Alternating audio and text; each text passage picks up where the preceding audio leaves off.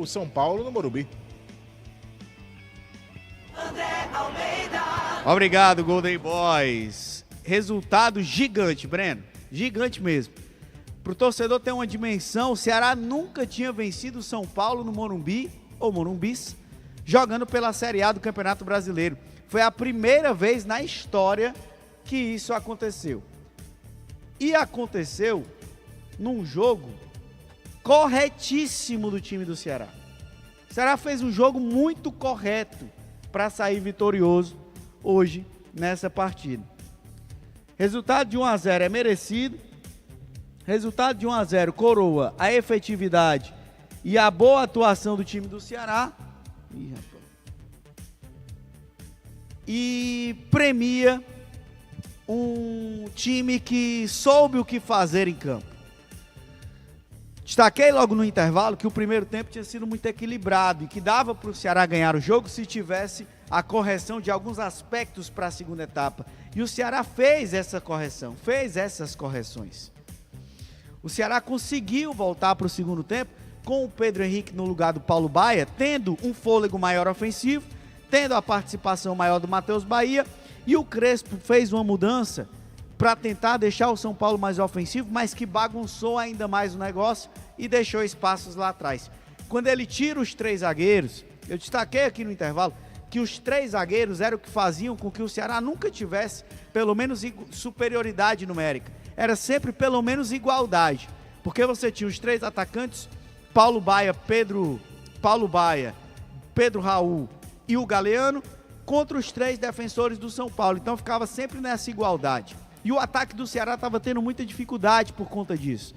Quando ele tira um dos zagueiros, o Crespo, e ele coloca o Lucas Moura, que é um homem mais de frente, ele deixa o seu sistema defensivo mais vulnerável. E o Ceará passa a ter mais espaços.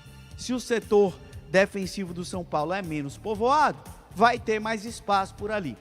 E o Léo Condé coloca o Pedro Henrique, com 10 minutos em campo, faz 1-0 numa jogada que teve uma participação do Matheus Bahia. Matheus Bahia no segundo tempo também participando mais ofensivamente. Então quando ele vai ao ataque, a bola sobra no Pedro Henrique, que tem a frieza, que tem a tranquilidade para driblar o goleiro Rafael, marcando o gol do jogo. O negócio é que depois disso, você poderia imaginar, São Paulo tomou o gol, vai para o abafo, vai para o tudo ou nada, o Ceará vai ficar nas cordas e o São Paulo vem para cima. Não foi isso que aconteceu. O Ceará se defendeu muito bem no jogo. O São Paulo não teve nenhuma chance mais clara depois que o jogo já estava 1-0. Teve com 1 minuto do segundo tempo uma bola na trave do Ferreirinha, mas só teve chuveirinho na área, teve cruzamento. A defesa do Ceará prevaleceu muito. Mais um baita jogo da dupla de zaga, William Machado e Marcos Vitor. Bruno Ferreira, quando acionado, também foi bem. Os laterais voltaram dando segurança, Fabiano pela direita, Matheus Bahia pela esquerda. O Ceará fez um grande jogo, fez um jogo muito correto dentro daquilo que se precisava na partida de hoje. Foi uma atuação corretíssima do time do Ceará contra o São Paulo fora de casa. Um time que teve uma extrema entrega coletiva, que conseguiu manter a sua organização. Os 90 minutos, o Ceará não se desorganizou em nenhum momento. O Ceará não se desorganizou, pelo contrário, quem se desorganizou foi o São Paulo. Com as mudanças, o Crespo colocou Dineno, colocou Luca, colocou o time mais ofensivo, colocou mais atacante, e isso não resultou em oportunidades claras para marcar. Isso não se transformou em oportunidades de gol. Por quê? Porque do outro lado tinha um time consciente, tinha um time que sabia o que deveria fazer, tinha um time que se defendia muito bem com a organização. Pelo contrário, o Ceará foi chance de fazer o segundo. Quem chegou mais perto do segundo gol foi o Ceará. Pedro Raul saiu de cara com o goleiro Rafael, ele acaba atrasando a passada, depois tenta driblar o zagueiro e já tinha perdido o time da bola. Mas o Ceará foi quem teve a grande chance do jogo para fazer o 2-0. Teve o lance do pênalti, que eu acho que não foi pênalti, depois foi invalidado corretamente pela arbitragem, na minha visão. Mas o Ceará chegou. E tem um detalhe que eu quero chamar a atenção, que é muito importante de se pontuar. Ainda para falar sobre o jogo, daqui a pouco a gente fala do impacto dessa vitória na classificação. Mas ainda para falar sobre o jogo. Hoje, diferente de outras ocasiões, diferente de outras partidas, o banco do Ceará respondeu. Quando em vários momentos se falava que o banco do Ceará não conseguia, pelo menos, manter o nível, que quando o Léo Condé fazia as trocas, o nível sempre caía, o nível nunca melhorava, muito menos era mantido. Aliás, o nível nunca era mantido, muito menos melhorava. O Ceará tinha uma grande dificuldade de elenco para conseguir manter a competitividade, sobretudo no segundo tempo dos jogos. Hoje foi diferente. Hoje o banco respondeu, porque o Pedro Henrique sai do banco de reservas para fazer o gol da vitória. Ele passou 10 minutos em campo e ele entrou muito bem. Foi o melhor em campo, o Pedro Henrique. E não é só porque o jogo foi 1-0 e ele foi o autor do gol. É porque ele entrou buscando o jogo, participando, criando ofensivamente, voltando para marcar, para dar combate, para contribuir. Teve uma entrega gigantesca. O melhor homem em campo nessa vitória foi o Pedro Henrique. E você teve outras alterações que também surtiram efeito. No momento em que os titulares absolutos, Dieguinho e Lourenço, já tinham caído de intensidade, já estavam mais desgastados, o Léo Condé lançou o Fernando Sobral e o Zanocelo, e os dois entraram bem. Os dois entraram retomando o controle do meio de campo, que o Ceará poderia perder naquela ocasião por uma situação de cansaço. Destaque para a partida do Zanocelo, ele entrou bem. Ele entrou controlando o ritmo, cadenciando, sofrendo falta, segurando a bola no campo de ataque. O garoto Guilherme também entrou, não entrou mal não, ainda um pouco afobado em alguns lances, o lance que ele toma cartão amarelo, ele escorrega meio estabanado ali, mas também entrou dando a sua contribuição. O Vina foi que passou poucos minutos em campo, não tem como a gente avaliar a entrada do Vina. Mas o banco do Ceará respondeu no jogo de hoje.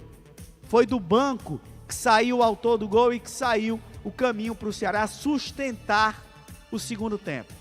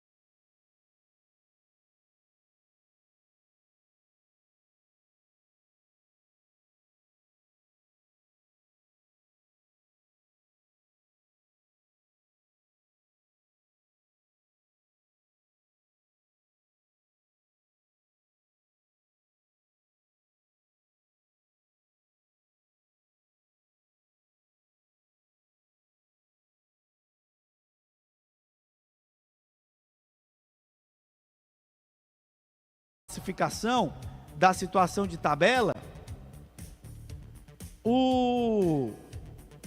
vamos ver aí como é que tá o áudio do YouTube. Vamos ver aqui, pessoal do YouTube, a questão do áudio, tá certo? A gente vai já ajustar aqui. Questão do áudio aí do YouTube a gente vai ajustar. Vamos já corrigir. Obrigado, pessoal, que avisou.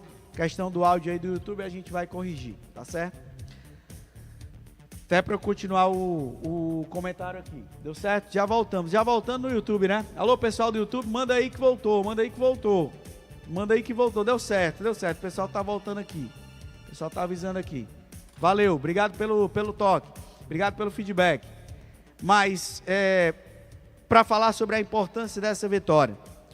Uma rodada em que Grêmio venceu, em que Vasco venceu, em que Atlético Mineiro venceu, o Atlético Mineiro foi a 28 pontos, em que o Internacional empatou em que o Red Bull empatou com o Santos, o Bragantino, em que o Fluminense também venceu, o Fluminense também ganhou do Botafogo ontem. Ou seja, os times ali do meio da tabela, dos times ali do meio da tabela, se a gente for pegar do 8º ao 16º, ao 17º, melhor dizendo, que é o Juventude, o único que perdeu foi o Corinthians. O Corinthians perdeu em casa para o Flamengo.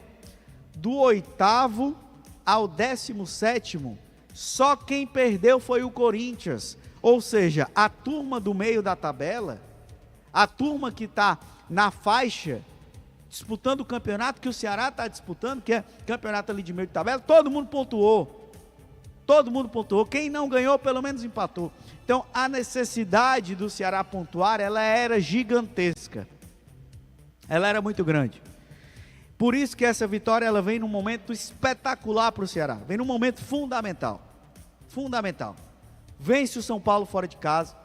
Quebra o tabu de nunca ter vencido lá pelo Brasileirão. Consegue a 3ª vitória como visitante no Brasileirão.